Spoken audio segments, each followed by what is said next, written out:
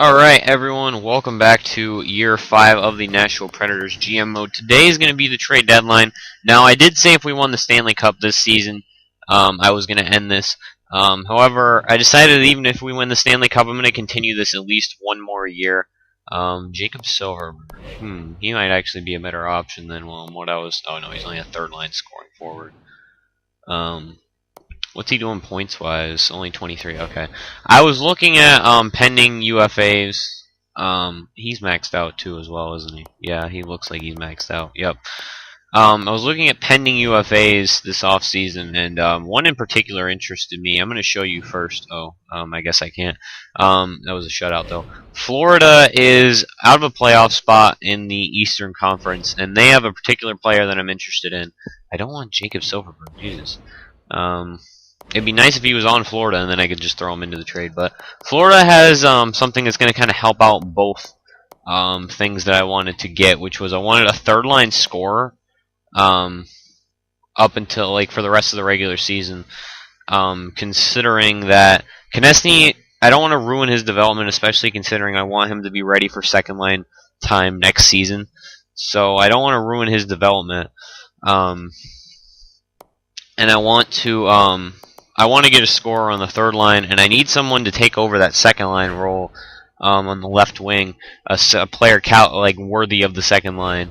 Now, I was thinking of promoting Austin Watson because he's a good player. He has good ratings whenever I can find him. I think I passed him already. He's a good player. He has good ratings, and he has a pretty decent trade value.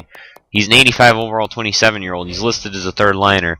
He has a great shot for someone of an 85 overall, a two-way forward. That's a pretty good shot. Great physical, great defense. But he's only listed as a third liner, so I mean, I want something a little. He's signed for another year, so I mean, I could trade him just to get value out of him next year. But he's going to be staying on the team for now. But just keep that in mind. So Florida has Jason Pominville, and they also have Mike Hoffman. Now, next GM that I do, because I'm definitely going to do another one after this, because I'm not going to wait a few months, because it's only going to be mid-April, late April when this ends. Mike Hoffman is only an 81 overall in this game. He's listed as a depth forward, yes, but he's playing third or fourth line time for them, and he has 31 points, and that's more than our third liners have this year. So I want to add him to the mix, at least for this season. I probably won't retain him after the season. And in this trade, we are going to give up Andrew Shaw. He's been a solid defensive player. However, we have enough of those on this team. He's got a decent shot. He's got okay puck skills. And his skating's pretty good. But we had him for defense and physical. It's only 4 stars. It's not the greatest. He only has 15 points. He doesn't have more than 18 points besides last year when our team just went nuts with scoring. And all our third liners had 40 points pretty much, or more. Austin Watson had 45. Craig Smith had 53, and Andrew Shaw had 37. It was nuts that year. And then last year and the year before that are more realistic tellings of what happened. Especially considering his shooting percentage this season was 17.7, and it's 4 this year. Or 4 this season it's 4, and this season it's 8, and now it's back at a norm. It was a really low last year, but now it's back to kind of a norm. And he's not going to be more than a 20-point guy on the third line, and we already have Craig Smith, who's pretty much a 35-point guy, and Austin Watson, who's a 20-point guy. So we want more than a 20-point guy with those two. We already have a good defensive player on that line, and Craig Smith's a great two-way player. Austin Watson's really just a great defensive player with a good shot. So Andrew Shaw, now that's not going to go through on its own. We're going to throw in a second round pick. They aren't interested in second round picks, but it's going to give it just enough value to go through. So there you go. We fill in both of our spots. We are going to send down Travis Konechny. Now, I was thinking of putting him on the third line, but he's listed as a depth forward, so I don't want to risk anything, and he can still be an option to the minors. So we can put Hoffman in here, and Pominville in here. And I don't know if I'm going to retain either of these players. Maybe Pominville just in case Konechny doesn't jump up. but I'm hoping that Konechny will be at least like an 83, 84 overall. But you never know. We saw what happened with Kale Yarncrook. So I'm not going to give him any power play time. Palmanville, I'm just going to give him 5-on-5 time. And same with Hoffman as well. They're really just plug-in players right now. I didn't do anything to really assess the defense on anything, because right now we have a pretty decent penalty kill even without Backus. So I just felt like we needed to add offense. We're a very not great goal scoring team, but we are an excellent defensive team. We have like the top defense in the league. We are going to look at all of the other trade proposals, though. There might be something that interests me. Kyle Quincy, top 6. He's making $4 million for the next year. We have enough defensemen. If we had like an 81 or 82 overall defenseman, I would probably take that trade. Even though it wouldn't go through. I don't even know why they proposed it, but no thanks. I'm not going to take that. They're probably going to offer a couple more trades. I imagine Jacob Silverberg is going to be... Well, Adam Clendenning was traded for a first-round pick. That's the only other trade that wasn't even like recent. That was a few days before the deadline, so nothing going this hour. It looks like for the second year in a row, we're going to be the only team that really makes significant moves at the deadline. It seems like the more you go into this GM, the more broken it is, between like the scouting and no one making trades ever. Even at the trade deadline, like LA has that goalie they've been trying to get rid of forever. But I don't know. I feel like they only make trades when they're both interested parties. They don't force it like I know a lot of users do. Like, I've forced some trades to go through before, I'm not going to lie, but it was because it was fair and I thought that it was a good value for both teams. It wasn't because I just wanted, like, hey, I'm going to go and get Sidney Crosby, so I'm going to put 7 first-round picks on there. We are going to sim up to the end of the season. We end the season on a few divisional games, at least 3 right there that I caught. But right now we're taking on Anaheim. We are 10 games above 500 right now. I'm probably going to stop at some point to A, scout, and B, look at the standings, because I don't remember. I'm going to already stop, actually, because I don't even remember where we're sitting. 7-4 win. Nice. Kucherov takes over the goal lead, too. He's been carrying our team this year. It's been a different player every year, but we are in first now, but it's not by very much. Even Colorado could still really make a push. It's still pretty early on in the season. It looks like there's going to be 5 playoff teams in the Central, so we're going to get the worst. We're going to probably get the 5th seed, because Winnipeg's a good 4 points ahead of Anaheim, and Anaheim just lost to us, so they didn't really help their case out any. I'm just going to sim a couple weeks, because I know I'm going to want to stop before then. It's between pretty much us, Chicago, and Minnesota. Colorado's the dark horse team to win the division. Which would be nice to see, because I've been kind of rooting for them anyway since we made that trade with them, because they just haven't seemed to figure it out, even though I thought that was a really good trade for both sides. They had an embarrassment of riches at center. So not a great game. We played a couple kind of bad goals against games back to back, but we can bounce back. Right here against San Jose, Western Conference Finals rematch from last year. We lost again. I'm going to stop the sim. Forsberg hit 30 goals. I think it's the first time in his career he's hit 30 goals. I think he's been more of an assist guy, usually. We're just going to go a few more games. We lose again, I'm going to stop and kind of wait it out. But I think just stopping it sometimes really helps. I don't know why Calgary's always so bad. They have good players. They have a lot of good centers, at least. We won 4-2. They have a lot of good centers, at least. They have, like, Sam Bennett and Sean Monahan and Matthew Barzal. Like, they should be able to do something with that, but I don't know. Washington's killing it this year. Mike Green's got almost 60 assists, and we lost 6-4. Not such a great stretch lately. I feel like Varlamov is definitely not the Vezina candidate that he was a couple weeks ago. But we can check the stats, too. Forsberg might actually get to 40 goals this season, which would be nuts. Ooh, yeah, he fell all the way down to 7th in save and 6th in goals against, so he's definitely not winning the Vezina this year, unless he goes on another really hot stretch. There have been a lot. He hasn't given up less than 3 goals in like 5 or 6 games, so some of it might have been Ramo, but I mean, I'm not going to, take that chance. Varlamov's our starter. He's going to take most of the credit for the success. He's got to take the credit for the the faltering too. All right, 3-2 win right there. That's nice. Kucherov had a couple assists that game. It looks like too. Scouting time. I'm gonna check the divisional standings too. It's really close in this division, so I want to keep a close eye on it. Let's go somewhere we haven't gone yet. Swiss doesn't have anything. Liga doesn't have anything. SHL has nothing. It looks like maybe we should have just stayed in the dub. OHL's got like 3 or 4. Go to the the Q's prospects are out of our reach, and it didn't reset. We'll go to if anyone has 2 first-round picks. We'll just go to the Liga for a month. They only have 9 prospects. Should be easy to figure out. So we might have fallen out of first in the division. Ooh, we're all the way down to 3rd. Minnesota got in a really hot streak. I'm pretty we're pretty sure to set to face Chicago at this point, but we can always go on a pretty hot streak right here. We got 7 games in the next 2 weeks, including 2 back-to-backs. So let's try and take 5 of those 7. Okay, that's not a good start. Let's try and get points in 5 of those 7 games. How about that? And hope that a couple of the other teams are slowing down a little bit. Alright, nice win right there against Columbus. We're starting to tone down the goals against a little bit. It's been a little better lately. Still not where I'd like it to be, because I feel like we've fallen out of the top spot, or I think we were 2nd. Ooh, that's a nice game right there, 6-1.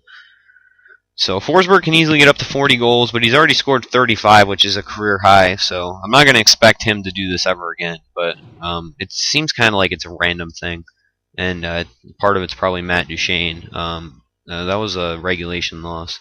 Part of it's probably Matt Duchene not getting points, because the year the third line scored like hell was the year that Matt Duchene only had like 50 points. So definitely, I've flopped with a couple trades in this. That Colorado trade didn't benefit us as much as I thought it would, because Duchene is pretty much Neil. He is not a huge point producer. Definitely not the one he was with Colorado. Neil actually probably had, besides last year, Neil in the first 2 years was probably better than. Ooh, David Backes is back. I'm gonna send down. Oh, I'll probably send Beck down.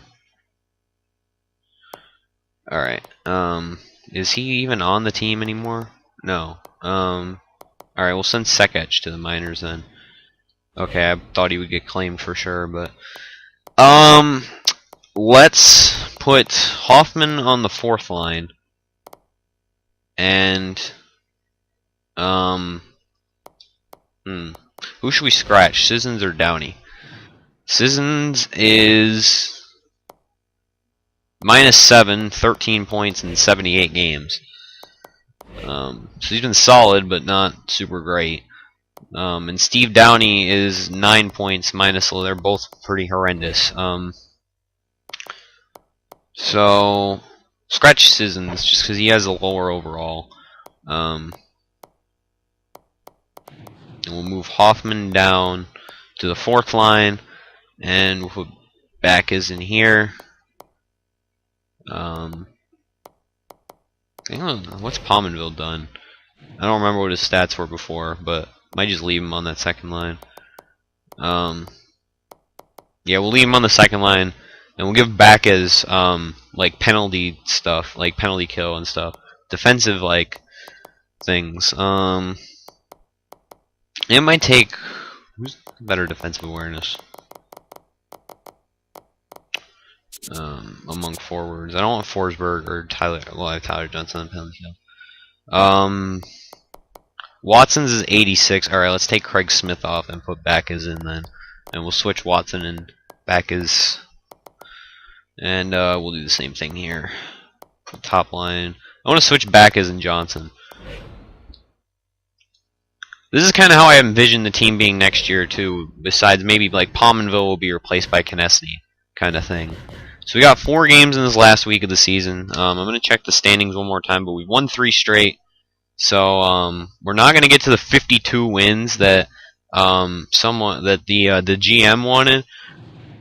Actually, I'm not even sure we're going to get to. We can get to 50, but we'd have to win every game for the rest of the year.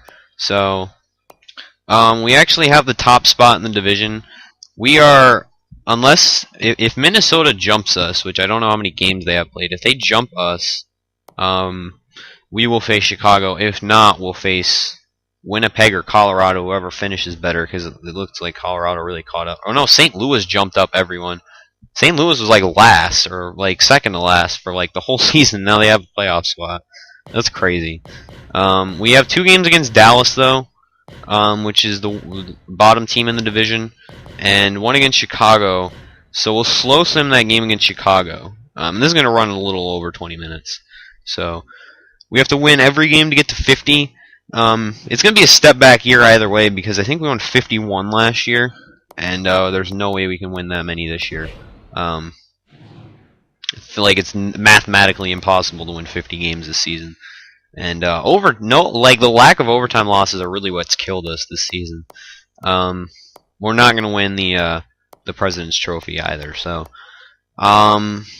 we jumped up over Minnesota, or Minnesota lost their game in overtime. So let's slow sim this game against Chicago.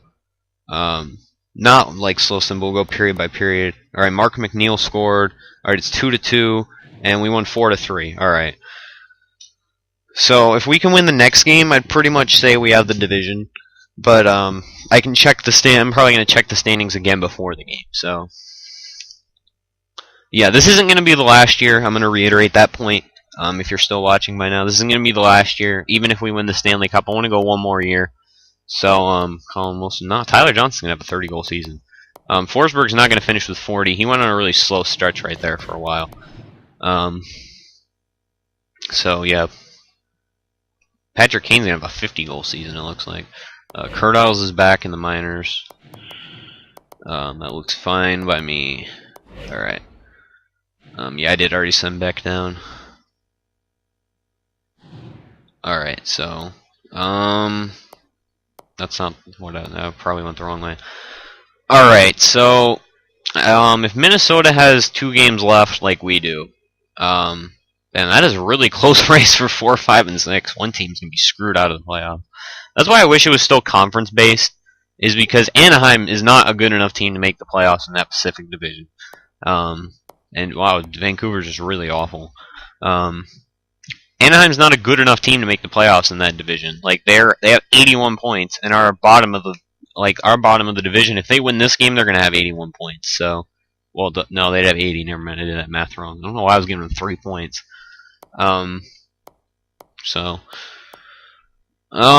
Toronto. Yeah, there's no way we're winning the Presidents. We have 100 points. We might win the West if we win these last 2 games, but other than that, I don't know. We'll slow swim this game as well. Okay, that's not how you win. So we can't get the 50 wins. Varlamov's just had not a great second half to this. Like this last couple, like this stretch run's been awful for Varlamov. Like he's had a bad, he's had a couple shutouts, I think, since the trade deadline, but it's just not been very good for him. And Jack Campbell only gives up 1 goal. Jesus, Antoine Roussel scored 2 goals. Pominville ended up with a 20-goal season though. Jamie Benn every time I face Jamie Benn, I look at the simulation or even playing a game against him, he seems to always rack up points against me. And he had 1 there, but it was a point. Alright, we're just gonna sim through this last game. There's no point in slow simming it. I think we have the division on lock. Yeah, Minnesota lost in regulation or hasn't played their last game yet. So if we win or lose this game in overtime, then we'll definitely have the division on wrap. If Minnesota has 2 games in hand, alright, we won. So we definitely won the division at this point. Varlamov led the league in wins. He was 4th in save percentage, 3rd in goals against. So I'd say he's probably the front runner for the Vezina at this point. Henrik Lundqvist is definitely up there, as well as Stalock, but Varlamov has the wins, and usually the simulation engine factors in wins once it comes down to top stats goals against and save, it'll factor in stuff after that. I still can't believe Stalock plays that well at 82 overall. It's a little ridiculous, but whatever. So we won the division. I think we're just gonna sim to make sure that it's actually the end of the season. I think we also won the West over San Jose. And we're facing the St. Louis Blues. We got what kind of advisory is this? I advised I wanted 52 wins and you only got 49. That's still a good year. 49 wins is that's like several games above 500. So we'll look at team standings and see where we finished. So we were 4th in the league. We won the West, but it was only by 1 point over San Jose, and those points came from overtime losses. It wasn't even wins. That's hilarious. And out of the top 8 teams, it was split pretty much down the middle. It's just that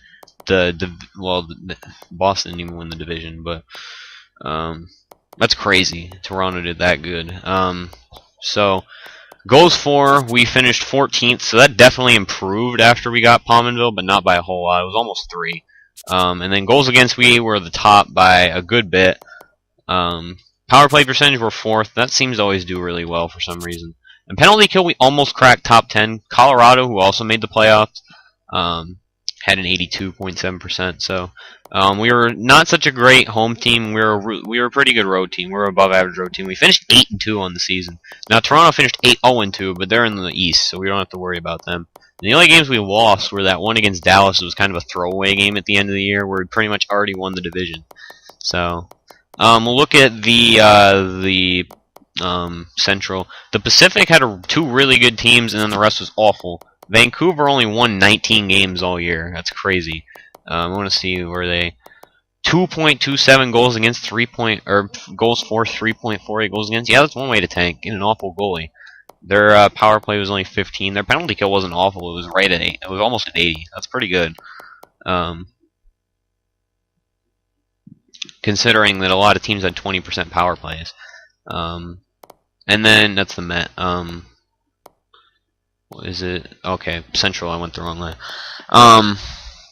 So Winnipeg ended up missing out on the playoffs. I said they were a lock for the playoffs, and they totally did not make it. St. Louis finished really hot. I assume anyway. They finished 7-3 in their last 10, and Colorado finished 7-3 as well. 7-2-1. And yeah, Winnipeg kind of slid down the stretch. Although these 2 teams slid down the stretch too, but it wasn't important. Minnesota actually was probably really important for it because they could have potentially won the division, and they did not finish well, and we finished really good after we were in 3rd place, like with a week left. So I'm wasting a lot of time considering I haven't even done player stats yet. This is definitely a lot longer than I intended this video to be, but yeah, I want to do at least this off season because there's gonna be a lot of interesting questions and moves to be made. Definitely looking forward to it. So Kucherov finished with 84 points. Great season out of an 8. He was only an 86 overall. He dropped actually, and he was listed as a second liner. Philip Forsberg, 83 points on the year. 36 goals, which is a career high by I think a good bit. Yeah, this isn't his rookie year, but his rookie year he had I think it was 27 and 50 assists. So. This was definitely a breakout year for Forsberg in terms of goal scoring because he's a consistent assist guy. His assists have gone up every year, but they've been it's been significantly more assists than goals. But this year the goals were there too, so it was a really good year for Forsberg. Duchesne only had 62 points, definitely disappointing, but he was a plus 21, and he was probably our top face-off guy again. So I guess he provides a good defensive aspect to the league, to the team, which is not what I was expecting on the first line at all. But Tyler Johnson had 57 points, almost a 30-goal season. Very happy about that. Colin Wilson had 55 points in only 75 games played. Franzen had 54 points, which is really good total for a defenseman. Shea Weber had 51. Pominville had 54, but not all of them were with us. It doesn't look like he had a very good year once he came here either. But Roman Josi had 38 in 69 games, good pace as well. Mike Hoffman finished with 35 points on the 3rd and then 4th line. Pretty good, very consistent with last year. Not quite the seasons he had here, but he was probably playing a little bit up above his role because Florida was a bad team. Seth Jones had 35 points. It looks like that's the kind of defenseman he's going to turn into. It's a lot better than when he was doing 20, 22, 25, but I'm satisfied with 35 points a season from him. Maybe one of these days he'll score 10 goals. Craig Smith had kind of a down year. Although he actually had only one less point than last year, but solid third line center. He's going to turn in 33 points. Austin Watson 21. Definitely worth looking into trading him.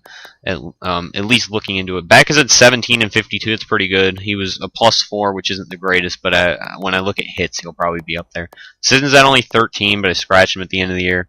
Downey had 10. The only reason I kept him is because actually he was slightly worse, but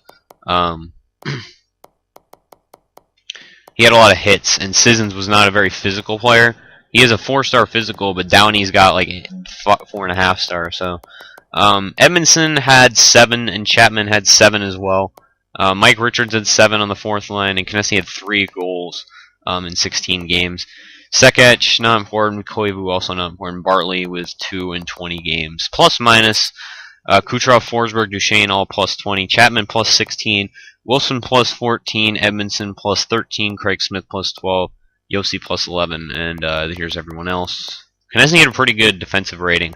The only place that it really fell off was the fourth line. Richards was a -11, and Downey was a -11, and Sissons was a -7.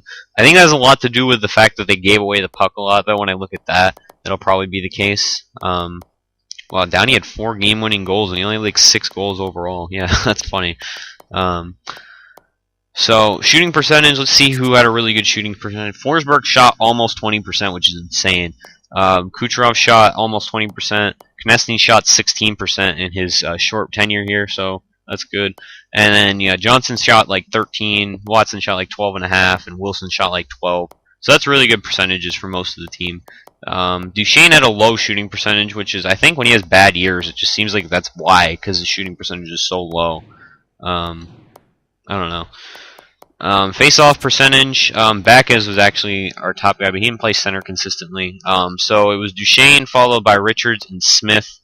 Colin Wilson, maybe we should put him back at the center, because Tyler Johnson's consistently a 47. It's not like, I don't know how much it really factors into it. So, top hitters this season, Shea Weber, Joel Edmondson, which is insane because he's only playing top 6 in penalty kill.